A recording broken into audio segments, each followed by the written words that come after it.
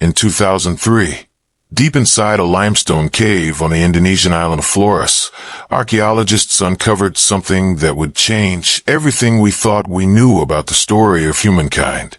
Buried beneath layers of volcanic ash and sediment lay the tiny skeleton of a being no taller than a modern 3-year-old child. Its skull was no larger than a grapefruit, yet its bones revealed that it was an adult. The scientists were stunned. What they had found was not a child, not a modern human, and not a monkey. It was a new species of human altogether, one that had lived long after its kind was thought to have vanished from the earth. They named it Homo floresiensis, but the world would come to know it by another name, the Hobbit. At just over 3 feet tall, this species of human defied every expectation. Its arms were long, its head small, and its feet unusually large for its size. It looked like something pulled from the pages of a forgotten myth, and perhaps that is why it felt so familiar. The local people of Flores had long spoken of the Gogo, small, hairy cave dwellers who whispered among themselves, stole food at night, and mimicked the speech of humans.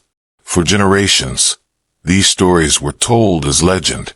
But now, science was revealing that there might have been truth buried beneath the folklore. The discovery shook the scientific world to its core.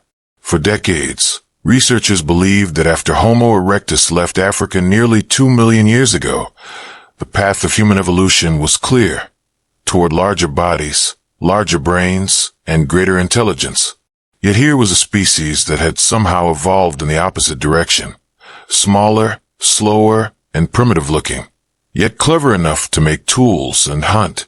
The contradiction was almost impossible to believe. Many scientists initially refused to accept the discovery. Some claimed the bones must belong to a modern human with a disorder such as microcephaly, which causes an abnormally small head and brain. But as more skeletons were unearthed, the evidence became undeniable. The shape of the skull, the proportions of the limbs, the structure of the pelvis, all were different. This was not a deformed human. It was something else, something older, and something far more mysterious. How could such a tiny human have survived for so long, isolated on a small tropical island? The answer may lie in a strange evolutionary phenomenon known as island dwarfism. When large animals become trapped on small islands with limited food, they often shrink in size over generations, adapting to survive on fewer resources. On Flores, even elephants, known as stegodon, had become miniature, no taller than a cow. Perhaps the same thing had happened to early humans. Over thousands of years, they had become smaller, slower, and more compact, perfectly suited to their confined world. But the island that preserved them may also have doomed them. Flores is a land of volcanoes, earthquakes, and shifting seas. The cave where Homo floresiensis was found, called Liang Bua, bears the marks of repeated catastrophes, thick layers of volcanic ash that suggest eruptions powerful enough to destroy entire ecosystems. Around 50,000 years ago, one such eruption may have blanketed the island in death. And yet, that might not have been the only reason they disappeared. Around the same time, another species began to move across Southeast Asia, our own ancestors, Homo sapiens. We were taller, faster, and equipped with better weapons.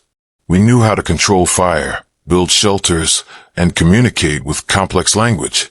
When two human species meet, history has shown that one rarely survives. The Neanderthals vanished soon after contact with us. The Denisovans disappeared without a trace. Could the same fate have met the small people of Flores? There is no direct evidence of conflict, no fossilized wounds or broken skulls to tell the story. But the silence of extinction speaks loudly enough. It's possible that as modern humans reached the islands, the isolated population of Homo floresiensis dwindled, their resources taken, their land occupied. They may have been hunted, or perhaps they were simply pushed to the brink by competition and disease. One by one, their fires went out. The darkness of their story runs deeper than extinction. When scientists examined the cave, They found stone tools scattered among the bones, sharp flakes of volcanic rock, perfect for cutting through meat and hide. Burned bones of pygmy elephants lay nearby, suggesting that these small humans hunted and butchered prey much larger than themselves. And among those bones, there were rumors, unconfirmed but unsettling, that some might have belonged to Homo floresiensis themselves. If true, it would mean they may have resorted to cannibalism during desperate times, consuming their own kind to survive. In this small island world, cut off from the rest of humanity for thousands of years, survival must have been brutal. Every resource was precious. Every change in the climate, every eruption, every predator could have been a death sentence. The island was both their home and their trap, a paradise that slowly turned against them. And then there are the stories.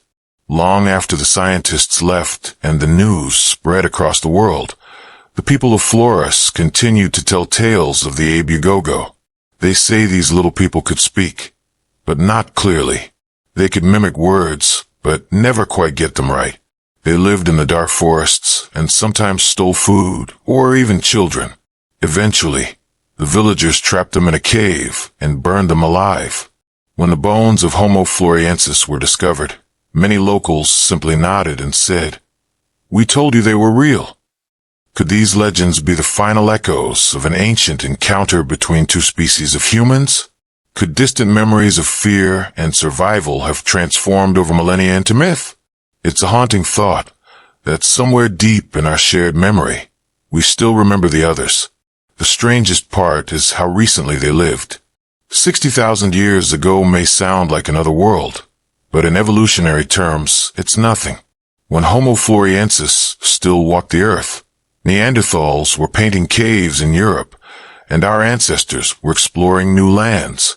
It means that as modern humans looked across the islands of Indonesia, there may have been another fire burning in the distance, lit by hands far smaller than our own. Imagine standing on the shores of Flores during that time. You look across the water and see smoke curling from the mouth of a cave.